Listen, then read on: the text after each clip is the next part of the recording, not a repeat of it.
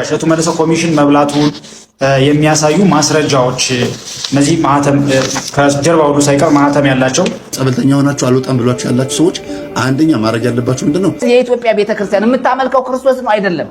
የምታመልከው ጣዖት ነው። የምታመልከው ስዕል ነው። የምታመልከው ዘንዶ እባብ ነው። ሰላም ሰላም፣ ውድ ኦርቶዶክሳውያን እንደምን አላችሁ? እንደምን እስከ ሰዓት ደረሳችሁ? እንኳን ወደ ቻናሌ በሰላም መጣችሁ። በዛሬው ቆይታችን እንደተለመደው በአዳዲስ ቪዲዮ በአዳዲስ መረጃ ተገናኝተናል። የሚያነቁ የሚያበረታቱ የሚያስተምሩ ቪዲዮዎችን አዘጋጅቻለሁ። አብራችሁን ከቆያችሁ ብዙ ነገር እንማማራለን። ለዚህ ቤት አዲስ ሆናችሁ ቻናሉን ሰብስክራይብ አድርጉ፣ ቪዲዮን ላይክ ማድረጋችሁን እንዳትረሱ፣ ለወዳጅ ለጓደኛ ሼር አድርጉ፣ ሌሎችም እንዲማሩ ማድረጋችሁን እንዳትረሱ። በቀጥታ ወደ ዛሬው መርሃ ግብራችን እንሄዳለን። በእሸቱ መለሰ ዙሪያ ሰሞኑ መነጋገሪያ እንደሆነ ታውቃላችሁ። ብሶ ማስረጃ ይላል። ማስረጃ እሸቱ መለሰ ኮሚሽን መብላቱን የሚያሳዩ ማስረጃዎች እነዚህ ማህተም ከጀርባ ሁሉ ሳይቀር ማህተም ያላቸው ማስረጃዎች ናቸው። በማስረጃ ነው የምንነጋገረው። እንዳለ አሳያችኋለሁ። የምን ማስረጃ ከየት ምን እንደበላ ማስረጃዎቹን አሳያችኋለሁ። ግን በመጀመሪያ ደረጃ እሸቱ ቢበላስ ምንድነው ችግሩ? አልገባኝም። ቢበላስ ምንድነው ችግሩ? ጳጳሳቱ፣ ካህናቱ፣ ዲያቆናቱ በደሞዝ አይደለም እንዴ የሚያገለግሉት ቤተክርስቲያን? 100 ሺህ 150 ሺህ 200 ሺህ 300 ሺህ እየተከፈላቸው አይደለም እንዴ ቤተክርስቲያንን የሚያገለግሉት? እሱስ ቤተክርስቲያንን ሲያገለግል ቢበላ ምንድነው ችግሩ? ቢካት ስራ አይደለም እንዴ? ለአንድ ቤተክርስቲያን 2 ሚሊዮን 3 ሚሊዮን ዶላር ከሰበሰበ ይህ ልጅ 500 እና 600 ሺህ 2 ሚሊዮን እና 3 ሚሊዮን የኢትዮጵያ ብር ቢሰጠው ብዙ ብር ነው? አይገባውም? ቢበላ ምንድነው? እኔ አልገባኝም። በላ አልበላ አጀንዳ ያደረጋችሁት ቢበላ ምንድነው ችግሩ ነው ትንሽ ግራ አይገባኝ። ደሞዝ የሚቆረጥላቸው እኮ ጳጳሳቱ እኮ ደሞዝ የሚቆርጣቸው ከቤተክርስቲያን ዳራ እነሱ ለምን ለነፍሳቸው ከሆነ በነፃ አያገለግሉም ታዲያ? አሃ እሸቱ ላይ ሲሆን አይደል የሚቆላችሁ ጭራችሁን የምትቆሉት እንደዚህ የምትንገበገቡት። እንደሞ በጣም የገረማችሁኝ አንዳንድ ሰዎች አላችሁ እንትን ምንድን ነበረ የአባቶች የዋልድባ አባቶች እርግማን ደረሰ ብላችሁ እንቧከሩ ይምትሉ። ኧረ ተው እፈሩ ተው። እንደዛ ይባል እንደዛ ካልነ ምን ነው የዋልድባ አባቶች መነኮሳቱ ዘመድኩም በቀለ የሚባል ሰውዬ ጋር ቀርበው ራበን ልንሞት ነው በረሃብ እያሉ ሲያለቃቅሱ አልነበረ? ምን ታዲያ እነሱ የራብ የመጣባቸው ያ ችግር የመጣባቸው ማን ረግሟቸው ነው? እሸቱ ችግር ሲደርስበት አባቶች ስላሳዘነ አባቶች ረግመውት አይደለም? አባቶቹ ራሳቸው ችግር ሲደርስባቸው ማን ረግሟቸው ነው? አብራራዋ። የቀፎ የሆነ ህዝብ ምን አይነት እንዲሁ ማሰቢያችሁ ድፍን ኑልል ያላችሁ። እሸቱ ግን ችግር አለበት። በመጀመሪያ ደረጃ እሸቱ እረፍ። አንደኛ ዩቲዩብ ከፍተ 67 አንተ የዚችን ሀገር ድህነት የመቅረፍ ግዴታ የለብህም። የድሃዎችን ለስራ ላጣው ማህበረሰብ በሙሉ ስራ የመስጠት ኃላፊነትም ስልጣንም የለህም። አንተ እንደ ግለሰብ መኖር ጀምር። መጀመሪያ ግለሰብ አንተ ተራ ግለሰብ ነህ፣ ቲክቶከር ነህ፣ ዩቲዩበር ነህ። በቃ አለቀ። እንደ ግለሰብ ኑር፣ በአቅም ኑር። 40 ሰራተኛ 50 ሰራተኛ ጭራሽ 70 ነው እንጂ 70 ሰራተኛ ለዩቲዩብ ቀጥረ የምታሰራበት ምንም ፋብሪካ ነው እንደ የገነባው ምንም ምክንያት የለም። ስለዚህ በአቅም መራመድ በእርምጃ እዚች ድረስ ከሆነ የምትራመራቸው እችን ነው መራመድ ያለ። እዚህ አትንጠራራ። በቃ እሸቱ ያ ችግር ነው። በቃ አንተ ቤተሰቦችን ምራ፣ ቤተሰቦችን አሳድግ፣ ልጆችን አሳድግ። ከዛ በተረፈ ሰራተኛ የሚሰጠው ፈጣሪ ነው።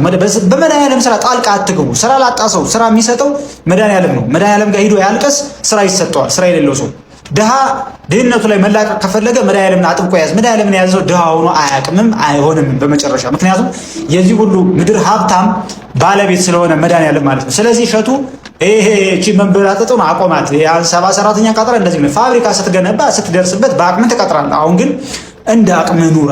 አይሆንም እንደዛ 20 አልኩኝ ረዝ 3 በቂ ነው። በቃ አንድ ካሜራማን አንድ ኤዲተር ካለ በቃ አንተ ወጥተህ ታወራለህ፣ እሱ ፖስታል፣ አለቀ። ሌላ አቤቱታ ሀተታ አያስፈልገው። ከዛ በተረፈ እሺ፣ በመጨረሻ ሁላችሁም የምትጠብቁትን ወደ ማስረጃው እንሂድ። እሸቱ ምን በላ? ምንድነው የበላው?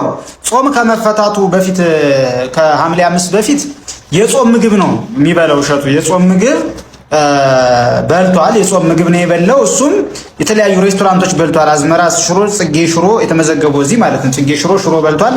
አዝመራ ሽሮም በየእንትን በልቷል። ይሄ ምንድነው እልበት እና ተልባ በልቷል። ሰነዶቹ የሚያሳዩት ይህንን ነው። ሌላው እሸቱ ከጾም ከተፈታ በኋላ ደሳለች ክትፎ በጣባ በልቷል። ጎረድ በልቷል።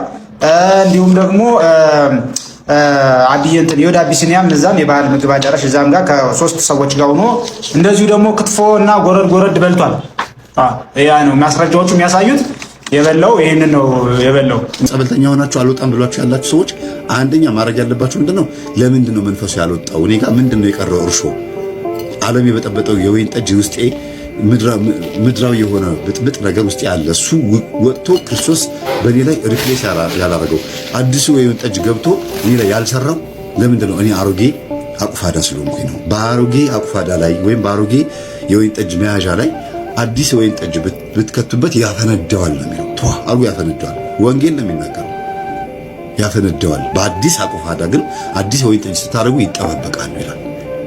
አዲስ ሌጦ ታውቃላችሁ? የፍየል ሌጦ እሱን ነው አቁፋዳ የሚለው። እንግዲህ በድሮ ጊዜ ደና ፈሳሽ ነገር የሚይዙበት በሱ ነው ወይ ቅል ነው እና ይተረትረዋል ሲል እንግዲህ ሌጦ ስለሆነ ነው። እና ምን ማለት ነው? እኛ በአዲስ መንፈስ ተለውጠን እግዚአብሔርን ተከትለን ይሄ ነገር ያድነኛል፣ በዚህ በኩል እኔ ኃጢአተኛ ስለሆንኩ አስቸጋሪ ስለሆንኩኝ ነው እንጂ እግዚአብሔር ይታደገኛል ብለን ወጥረን የያዝነውን ትምህርት ይዘን እስከ መጨረሻው ስንሄድ አዲስ እንሆናለን። ስጋው ደግሞ አዲስ ያደርገናል። የወይን ጠጁ የተባለው ስጋው ደግሞ ወይም ደሙ ማለት ነው በእኛው ሕይወት ውስጥ ገብቶ አዲስ ማንነት ይኖረናል። ክርስቶስ ይቅር እንዳለ እኛም ይቅር ባይ እንሆናለን። የሚያደርጉትን አያውቁምና ይቅር በላቸው ብሎ በመስቀል ላይ እንደጮኸ እኛም ኤሎሄ ኤሎሄ ላማ ሰበቅታኒ አምላኬ አምላኬ ለምን ተውከኝ እንዳለ እኛም እንደገናም ደግሞ ተፈጸመ እንዳለ እኛም እንላለን። ያደረገውን ተአምር በእኛ ላይ ይፈጸምልናል። ለምን? አዲስ ስለሆነ። ዓመተ ምሕረት ውስጥ እኛ አዲስ ሆነን ካልተገኘን ሁል ጊዜ ዓለም ትወስደናለች እና ተመልሰው ወደ ኃጢአት የሚገቡ ሰዎች ቀጠሮ ስለያዙ ነው ቶሎ የማይድኑት። 3 ነገር ያልኳቸው አንዱ። ሁለተኛው ትልቁ ነገር ከመጡ በኋላ መፋለም ያቀታቸዋል። የለመዱት መብላት፣ መጠጣት፣ ሮብና ዓርብ እንደፈለጉ መሆን፣ በሰንበት ቀን እንደፈለጉ መሆን፣ ዓለም ጣፍጣቸው ደስ ያላቸውን እየበሉ እየጠጡ ነበር እና ልክ መንፈሳዊ ሕይወት ውስጥ ሲመጡ ትግሉ ይከብዳቸዋል። ከዛ ለምሳሌ በሰው ፊት ምናምን ጿሚ ጸላይ ለምሳሌ ተደብቀው ግን ወተቱንም እንቁላሉንም ምኑንም ይበላሉ። ከዛ መንፈሳዊ መስለው ወዲያው ይላሉ። ከዛ መንፈሱ ያጋልጣቸዋል ወይ ደግሞ አንድ ቀን ይታወቃል። ምን ሲያደርጉ እንደነበረ ለረጅም ጊዜ ወጥተው ራሳቸው በአንደበት ይታወቃሉ። ሶስተኛው ደግሞ ትልቁ ችግር የእውቀት ማነስ ነው። lack of knowledge ወይም ደግሞ የእውቀት እጥረት። እኛ ምን እንደምናስተምር ዘውጉ ምን እንደሆነ እኛም እንደነሱ ፍጡር እንደሆንን ወይም እንደነሱ አንድ ተራ ምስኪን ሰዎች እንደሆነ ይረሱታል። በየቀኑ እንድንጎበኛቸው ይፈልጋሉ። እኔ አሁን ለምሳሌ የማገኛቸው ተማሪዎች ጋር መምህር ረሳኸኛል ይላሉ። እንዳንቺ የመሰለው አንቺ ራስሽን እዚህ ድረስ ካደረስኩሽ ወይም ካደረስኩ በቃ እናንተ ራሳችሁን ያዙልኝ። እኔ ደግሞ እንደናንተ የመሰለ ብዙ ሰው ደግሞ አለ።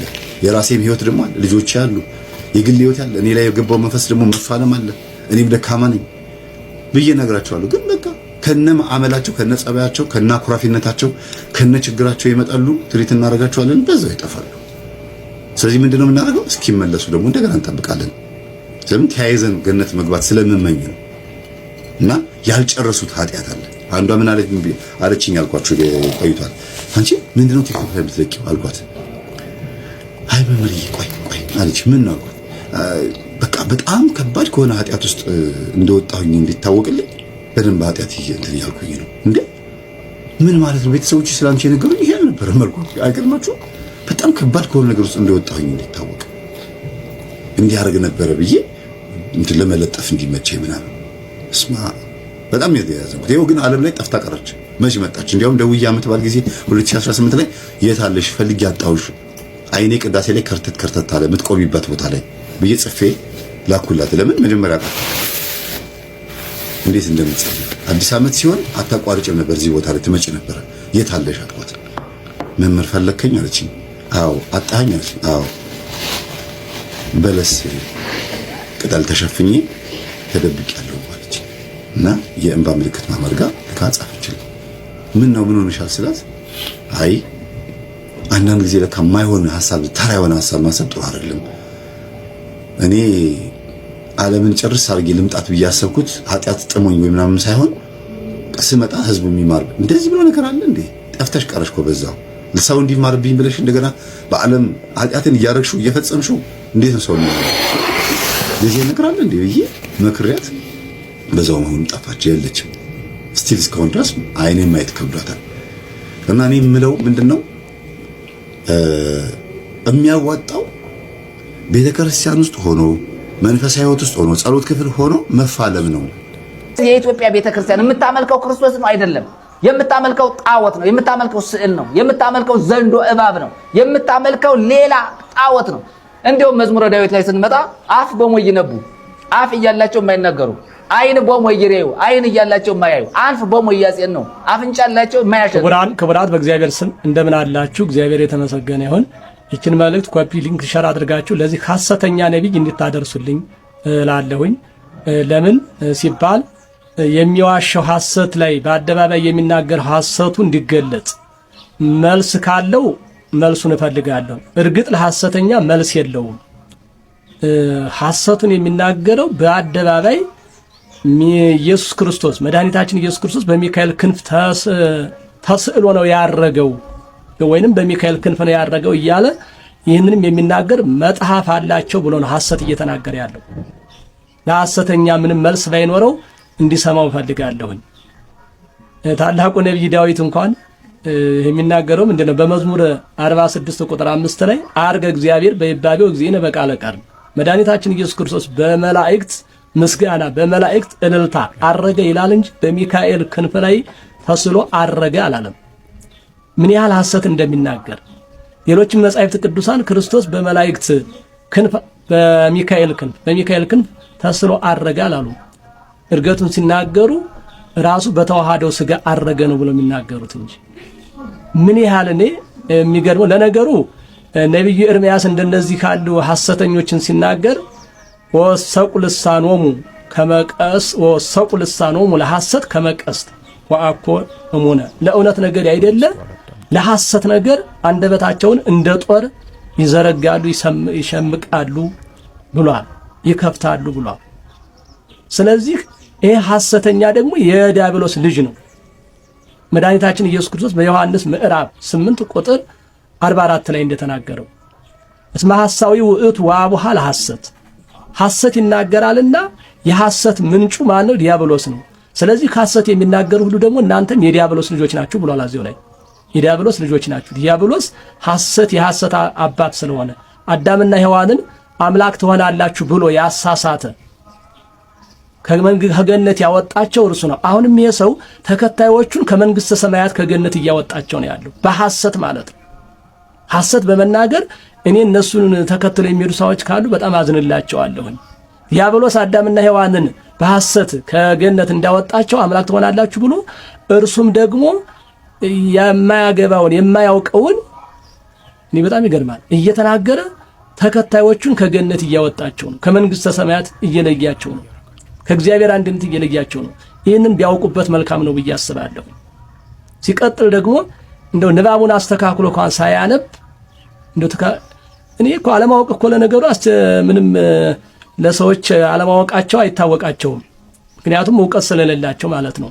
አፍ ቦሙ እያለ ከሚናገር እዝኑ ቦሙ እያለ ከሚናገር መጀመሪያ ንባቡን ለምን አስተካክሎ አፍ ቦሙ እዝኑ ቦሙ እያለ አይናገርም?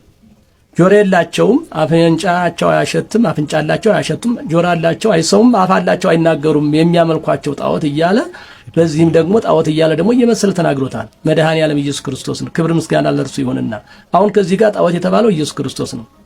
ለምን ሲባል ነቢዩ ዳዊት እግዚአብሔር ባለሟል ነው።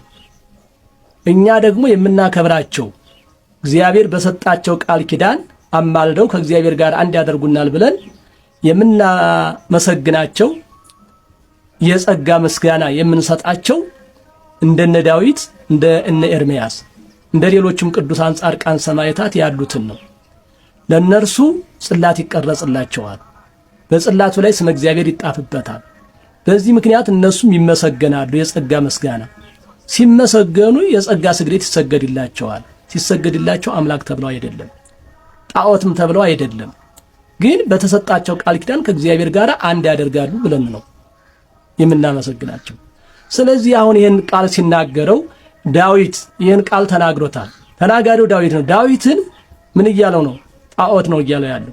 ለምን? እኛ እንደ ቅዱስ የእግዚአብሔርን ባለሟሎች ነው የምናመሰግነው፣ የምንወዳቸውም የምናመሰግናቸውም በቃል ኪዳናቸው ከእግዚአብሔር ጋር ያገናኙናል ብለን ወዳጆቹን ነው። ወዳጆቹን ጣዖት ካላቸው እግዚአብሔርም ጣዖት ነው። ትንቢት አናጋሪ እግዚአብሔር ነው። እግዚአብሔር ትንቢት አናጋሪ ከሆነ ተናጋሪው ዳዊት ከሆነ ዳዊት ጣዖት ከተባለ እግዚአብሔርም አናጋሪውም ጣዖት ነው ማለት ነው። እንደነሱ አነጋገር ክብር ምስጋና ለእርሱ ይግባውና ለመድኃኔዓለም። ስለዚህ ይህን ሰው እንደው በምን ልንሰይመው እንችላለን? እንደኔ ሁለተኛ ነገሥት ቁጥር ምዕራፍ 18 ቁጥር 32 33 ላይ በሰናክሬም በሕዝቅያስ የተነሳው ሰናክሬም የሚባለው ጣዖት አምላኪ እግዚአብሔርን ጣዖት ብሎታል። መልእክተኞችን እነራሳፊቂስን ሲልክ አምላካችሁ የአሕዛብ አምላካቸው የአሕዛብ ጣዖታቸው ከአሦር ንጉሥ አላደናቸውም፣ እግዚአብሔር ያድነናል እያለ ኤርምያስ ማነው እሱ ሕዝቅያስ እንዳያታልላችሁ አያታላችሁ፣ የአሕዛብ አማልክት ከአሦር ንጉሥ አላደናቸውም፣ እርሱም ደግሞ እንዲሁ አያድናችሁም ብሎ እግዚአብሔርን በአሕዛብ አማልክት ምሳሌ አንጻር አድርጎ ጣዖት ብሎታል። ክብር ምስጋና ለእርሱ ይግባውና ይህም ሰው አሁን ማነው እየተናገረ ያለው? ቅዱሳንን ጣዖት ካለ እግዚአብሔርንም ጣዖት እያለ ነው። አስቡት። ስለዚህ ይሄ ሰው በማን ይመሰላል? በሰናክሬም ይመሰላል። እንደገና የማን ልጅ ነው? የዲያብሎስ ልጅ ነው። በልጅነቱ የዲያብሎስ ነው። እንደገና በሰራዊትነቱ ደግሞ የሰናክሬም ነው። ወይንም ራሱን ሰናክሬም ብሎ መጠራት ይቻላል ማለት ነው። በአጽዋማት ጊዜ በትዳር የሚኖሩ ሰዎች ላይ በግንኙነት ዙሪያ ቤተክርስቲያን ምን ታስተምራለች? ምን ትላለች? በነገራችን ላይ ቅዱስ ጳውሎስም ያው ባልና ሚስት እንዳይከላከሉ ለተወሰነ ጊዜ ለጾምና ለጸሎት ካልሆነ በስተቀር እንዳይከላከሉ ይናገራል። አብረው እንዲሆኑ ማለት ነው፣ በፈቃዳቸው ለጾምና ለጸሎት ካልሆነ በስተቀር። ስለዚህ በጾምና በጸሎት ጊዜ ቤተክርስቲያን ሁለቱ በምንጣፍ እንዳይታወቁ እንዳይገናኙ ትከለክላለች። ፍትሐ ነገሥቱም ይከለክላል፣ ቤተክርስቲያንም ትከለክላለች፣ መጽሐፍ ቅዱስም ይከለክላል። ምክንያቱም ሰው በአንድ ጊዜ ሁለት ፈቃድ መፈጸም አይችልም። ወይ ነፍሱን ፈቃድ ነው ወይ ስጋውን ፈቃድ ነው። በምንጣፍ መታወቅ፣ በመኝታ መታወቅ የስጋ ፈቃድ ነው፣ የነፍስ ፈቃድ አይደለም። ስለዚህ የነፍስ ፈቃድ ደግሞ በእግዚአብሔር ፊት መቆም ነው። በስጋ ፈቃድ ውስጥ ያለ ሰው መልሶ ደግሞ በነፍስ ፈቃድ በእግዚአብሔር ፊት ሊቆም አይችልም። ስለዚህ በእነዚህ የአጽዋማት ወራት ጊዜ በአጽዋማቱ ብቻ ሳይሆን በበዓላት በአበይት በዓላትም ጊዜ ሰዎች በምንጣፍ ወይ ደግሞ ባልና ሚስት በምንጣፍ እንዳይታወቁ ቤተክርስቲያን ትከለክላለች፣ ወይ ደግሞ በመኝታ እንዳይታወቁ ቤተክርስቲያን ትከለክላለች። ስለዚህ ምንድን ነው የሚሆነው? ምናልባት የተለየ ጾር ካለበት የተለየ ፈተና ያለበት ሰው ካለ በቀጥታ ይሄ የሚሆነው ምንድነው? ስፔሲፊካሊ ከንስሐ አባት ጋር የሚነጋገረው ይሄ ምክረ ካህን የሚያስፈልገው ይሆናል። የተለየ ፈተና ያለበት ሰው የተለየ ጾር ያለበት ሰው ካለ፣ ምክንያቱም በዚያ ጾር ምክንያትም ትዳር መፍረስም ስለሌለበት ትዳር ሊፈርስም አንዳንዴ የመንፈሳዊ ይሆንን መስሎን ሌላኛውን ትልቁን ነገር ደግሞ እንዳንጥለው አሁን አይ በቃ ጾም ነው ብላ ሚስት ከባሏ ጋር ብትጣላ ወይም ከባሏ ጋር ባትስማማ ወደ መጣላት ብትሄድ ወይ ደግሞ እሱ ወደ ውጪ ወደ ዝሙት እንዲወጣ ለዝሙትም በር መከፈት የለበትም፣ መጣላትም የለባቸው። እናሳ ምክረ ካህን ያስፈልገዋል፣ ከንስሐ አባት ጋር መነጋገር ያስፈልገዋል። ከዚያ ውጪ ግን በጾም ወቅት ክርስቲያን የነፍሱን ፍቃድ ሊፈጽም እያሰበ ስለሆነ የሥጋውን ፍቃድ ሊፈጽም ሊያስብ አይገባም። የሥጋው ፍቃድ ጉዳይ ሊያስጨንቀው አይገባም። በተለይ ደግሞ በአበይት በዓላትና በተለዩ አጽዋማት ሰው በፍጹም ነፍሱ ለምሳሌ እንደው አሁን በዚህ በአብይ ጾም ሰው ክርስቶስ ኢየሱስ እንዴት ያለ መከራ ስለሱ እንደከፈለ፣ እንዴት በመስቀል ሞት እንደወደደው፣ እንዴት እንደተሰቃየ፣ እንዴት ስለኛ የኛን በደል ተሸክሞ እንዴት ስለኛ እንደተጨነቀ እንደተሰቃየ። እንግዲህ ምናልባት አፉን ማልከፈተ ማለት ነው መጽሐፍ ተጨነቀ ተሰቃየ አፉን ማልከፈተ ማለት ለመታረድ እንደሚነዳ ጠቦት ዝም አለ ነው የሚለው። ስለዚህ ዝም ያለው እኮ በቃል ዓለምን የፈጠረ ነው፣ በቃል ሁሉን የሚሰራው ነው። ስለዚህ በቃል የሚሰራው ዝም ያለው የተጨነቀው የተሰቃየው አፉን ያልከፈተው ስለኛ ነው። ስለዚህ እኛ የተወሰነ ጊዜ ይሄ የጾም ወራት ሲያልፍ የተወሰነ ጊዜ ያንን ነገር እንትን ማለት ካልቻለን ገና በመንፈሳዊ ሕይወት አላደግንም ማለት ነው። ምክንያቱም ክርስቶስ ስለኛ ሁሉን ትቷል። አምላክነትን እንደመቀማት ሳይቆጥር ፊልጵስዩስ 2:6 ላይ ይሄ በባህሪው በምስሉም እንደ ሰው ተገልጦ ራሱን አዋረደ፣ ራሱን ባዶ አደረገ፣ ለሞት እንኳን ያውም ለመስቀል እንኳን ቢሆን የታዘዘ ሆነ ይላል። ስለዚህ ራሱን ያዋረደው ምክንያቱም ለእግዚአብሔር በቁሙ ለእግዚአብሔር ሰው መሆን በራሱ ውርደት ነው። ሰው መሆን በራሱ ለእግዚአብሔር ውርደት ነው። ምክንያቱም የፈጠረውን ነው ሊሆን የመጣው። እርሱማ ከዘላለም በፊት የነበረ ነው። ስለዚህ ያ ከዘላለም በፊት የነበረው እግዚአብሔር ቃል ሥጋ የሆነው ክርስቶስ ወደ ምድር የመጣው ሰው የሆነው መከራ የተቀበለው የተቃየው ክብሩን ያጣው የተዋረደው ራሱን ባዶ ያደረገው ለመስቀል ሞት የታዘዘው ስለኛ ነው። ይሄንን ክርስቲያን እያሰበ የሚጾምበት ጾም ነው ይሄ ጾም። ከእንትን በተጨማሪ መንፈሳዊ ጸጋ ከመቀበልም በተጨማሪ ሁለተኛ ለራሳችን የየግል ጥያቄችንም ጭምር በእግዚአብሔር ፊት እንትን መልስ የምንጠይቅበት መልስ የምናገኝበት ነው። ከዚያ ውጪ ግን የክርስቶስን መከራው የምናስበት ክርስቶስ ሕማሙና መከራውን እያሰብን ሰው የክርስቶስ ሕማሙና መከራውን በግልጥ ከገባው በልቡ ከታተመለት አሁን ለስጋ ፈቃድ ነፍሱን ወይ ደግሞ ማንነቱን ሊያነሳሳ ወይ ደግሞ ሊነሳሳ አይገባው አይችልም። ከዚያስ ጾር ቢኖርብን ወይም ፈተና ቢኖርበት ሰው ሊጸልይ ነው የሚገባው፣ ራሱን ሊጎስም ነው የሚገባው። ምክንያቱም ክርስቲያን እንደ አሕዛብ በነገር ሁሉ አያግበሰብስም፣ ያማረውን ሊሆነው የፈለገውን ሁሉ አይሆንም ማለት ነው። ስለዚህ በአጽዋማትና በአበይት በዓላት ሰዎች ሊለያዩ ነው የሚገባው፣ ወይ ደግሞ በምንጣፍ ሊታወቁ አይገባቸውም። ለምሳሌ ሰው ነገ ቤተክርስቲያን ለማስቀደስ መንፈሳዊ ሱታፌ ለማድረግ ዛሬ በግንኙነት ሊታወቅ አይገባው፣ ወይ ደግሞ በምንጣፍ አብሮ ሊያደር አይገባው። በአጽዋማት ጊዜ ከእግዚአብሔር ጋር እየተንበረከ በእግዚአብሔር ፊት እየተንበረከ ከእግዚአብሔር ጋር በጾም በጸሎት እየተገናኘ መልሶ የሥጋውን ፈቃድ ሊያደርግ አይገባውም። ነውር ስለሆነ እኮ አይደለም፣ ኃጢአት ስለሆነ እኮ አይደለም። በግልጥ ቤተክርስቲያን ትላለች አይደል? እኛስ መኝታ ንጹህ እንደሆነ አይደል? ጋብቻም ቅዱስ እንደሆነ መኝታም ንጹህ እንደሆነ ርኩሰት እንደሌለበት እናገራለን። ሕዝቡ ይበዙ ዘንድ እግዚአብሔር አዳምና ሔዋንን ፈጥሯቸዋልና ብለናል በቅዳሴያችን የምንለው። ቅዱስ ጳውሎስም ጋብቻ ንጹህ መኝታም ቅዱስ ነው የሚለው፣ ጋብቻ ቅዱስ መኝታም ንጹህ ነው የሚለው። ስለዚህ ንጹህ የሆነ ነገር ነው፣ ግን ጊዜ ያለው ማለት ነው ሁሉም ነገር። ስለዚህ በዚያ ጊዜ ውስጥ የእግዚአብሔርን ፈቃድ የምንፈጽምበት እንጂ የሥጋን ፈቃድ የምንፈጽምበት አይደለም። ሁለት ፈቃድ ልናከናውን ስለማንችል ማለት ነው። ስለዚህ ሰው በነበረው አነዋወሩ ከዚህ ቀደም በአልጋ ከሚስቱ ጋር እንዳለው አሁንም በዛው የሚቀጥል ከሆነ የጾም ማለት ምንድነው ልዩነቱ? ወይ ራሱ በቀደም አነዋወራችን ውስጥ ከሆነን ጸሎት ከሌለው፣ ስግደት ከሌለው፣ መንፈሳዊ ልምምድ ከሌለው፣ አብያተ ክርስቲያናት መሄድ ከሌለው፣ ማስቀደስ ከሌለው፣ ስጋ ደግሞ መቀበል ከሌለው፣ ምንም መንፈሳዊ ልምምድ ከሌለው ጠዋት ተነስቶ እንጀራ ለመብላት ጾም አይደለም። ምክንያቱም ቀደም እንዳለው ፍትሐ ነገሥታችን እንጀራ ለመብላትን ከእህል መከልከልና ከውሃ መከልከል ጾም አይደለም ነው የሚለው። ትልቁ ጾም የልብ ንጽህና የልብ መቀደስ ነው እንጂ። ስለዚህ በልብ መቀደስ ወደ እግዚአብሔር መቅረብ ስለሆነ በዚህ የአጽዋማትና በአበይት በዓላት ጊዜ ባልና ሚስትም በመኝታ እንዲተዋወቁ ወይ ደግሞ በምንጣፍ እንዲተዋወቁ ቤተክርስቲያን አትፈቅድም፣ መጽሐፍን በእርግጥ አይልም። የጎዳን ምንድነው ካላችሁኝ ረጅም ነገር መስማት እንዳንችል አጭር እንድንሰማ አደረገን ማለት ነው። ሰው እንኳን ችግሩን ሊያዋየው ሰው መጥቶ ምን እንደሚል አልሰማችሁትም?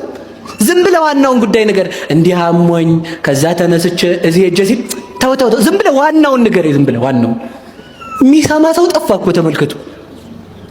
ለምን መስማታችሁን ዘጋው? ማን አስለመዳችሁ? እዛ ጨዋታ እያላችሁ ስክሮል የምታረጓት መስማት እንዳትችሉ አረጋችሁ ማለት ነው። ከዛ በኋላ ባል የሚስቱን ጨዋታ እንዴት አድርጎ ይስማ? ሚስት ባሏን እንዴት አድርጋ ትስማ? አጭር ነው አይለመደችው። እሷ ምንድነው የምትፈልገው?